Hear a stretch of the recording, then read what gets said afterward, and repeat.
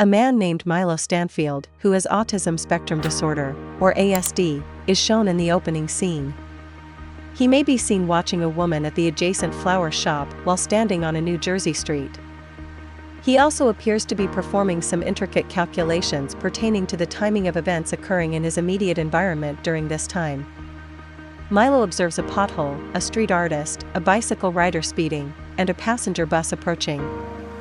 He crosses the street after making these observations and carefully positions a pen atop a mailbox next to the pothole. His intended chain of events soon comes to pass as a taxi crashes into the pothole, splattering water on the pen and sending it to the ground. This draws the street artist's attention, and he moves forward to grab the pen. The artist gets hit by the speeding cyclist at the same time, causing him to crash into the mailbox and fall onto the nearby fruit stand. Everyone's attention is diverted, including the bus drivers, by the commotion that breaks out in the street. He thus fails to see the traffic light changing to red and strikes the same woman who is crossing the street, instantly killing her. Milo then leaves the scene after making sure his plan worked as planned. The action then shifts to Olivia Dunham, an FBI special agent. She specializes in paranormal phenomena and works for Homeland Security's Fringe section. Olivia appears to be making a long-awaited return to work after suffering a brain injury. Upon arriving at Fringe headquarters, she is welcomed by Charlie, one of her fellow officers, and the team's supervisor. Meanwhile, Walter Nate Bishop, the agency's chief, is discussing Olivia's reappearance with Philip Broyles, one of the lab assistants.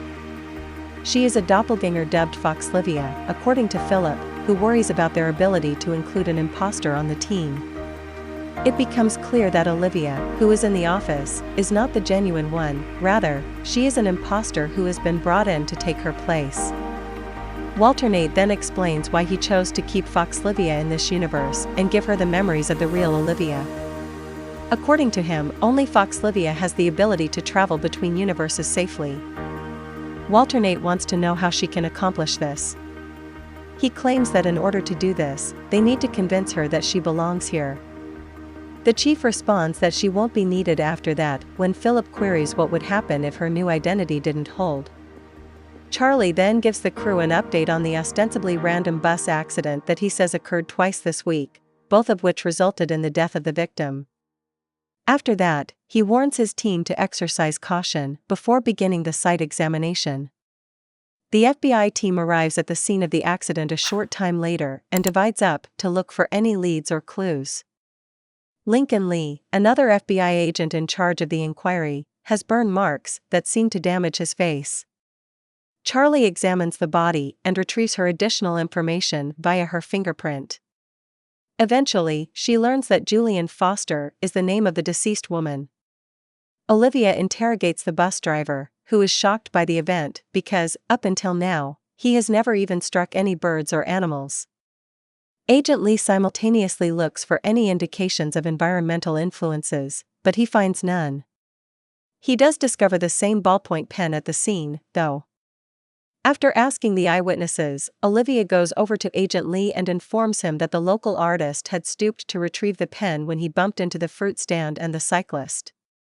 After learning of this, Agent Lee surmises that the pen is the primary component that set off a series of events that finally resulted in the victim's demise. Agent Lee and Charlie are attempting to determine a link between the 2-day span of bus accidents at Fringe headquarters the next day.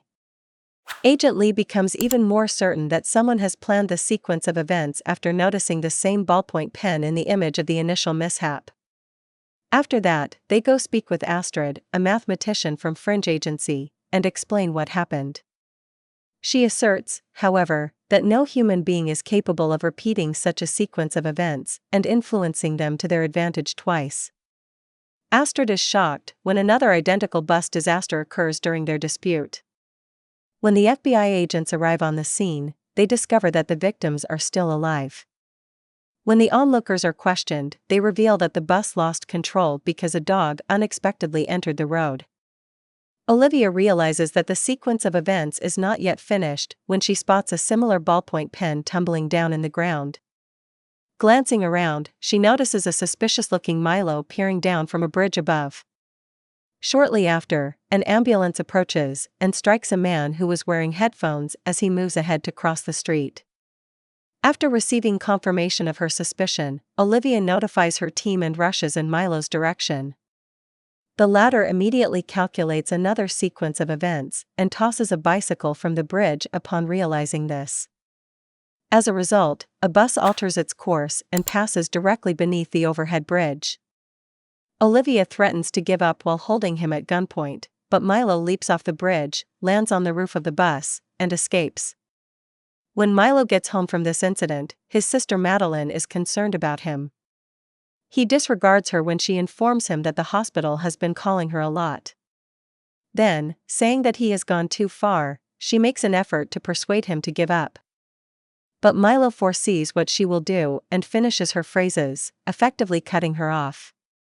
Shortly later, Madeline reminds him of their mother by showing him a tiny plastic horse toy. He becomes uneasy about this and leaves, claiming that it is no longer important. Agent Lee, on the other hand, is brought to the hospital for his routine examination. He instructs Olivia to concentrate on identifying similarities among the 3 victims before going into the burn chamber. Following his instructions, Olivia goes back to the headquarters and begins speaking with the accident witnesses.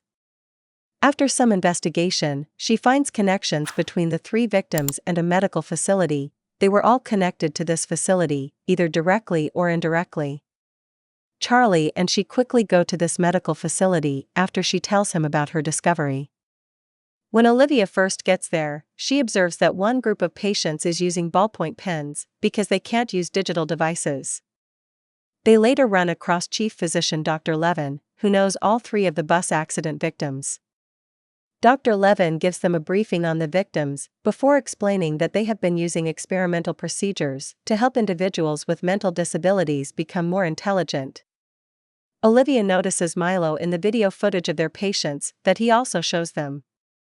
When asked about him, Dr. Levin replies that he is one of their patients who also underwent the same medication study, which significantly increased his IQ. He continues by stating that Milo was discharged from the hospital while being watched over by his sister and that he was supposed to come back to undo the experimental procedure.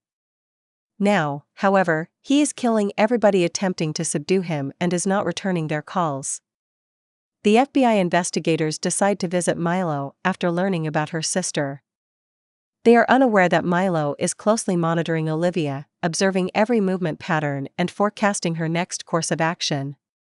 Later, Madeline welcomes Charlie and Olivia as they get to Milo's house. When they inquire about Milo's whereabouts, she says she doesn't know. The agents inform her of the crimes he has committed and the dangers of allowing him to live freely because they believe she is concealing something. Olivia talks about her late sister and how they used to look after each other while Charlie explores Milo's room. Madeline feels sufficiently reassured by this to divulge additional information about her brother. She clarifies that Milo can foresee the result of many situations down to the last detail and that the only way she can distract him from his focus is by displaying the toy horse. Eventually, Olivia is able to convince her to share what she knows by highlighting their concern for both Milo's protection and the safety of civilians. After that, Madeline gives her a note with the address of the hotel where Milo is presently staying. Following this, Olivia and Charlie talk to Astrid about their preparations for apprehending Milo. But since he can foresee every step they make, they quickly come to the conclusion that any plan would be pointless.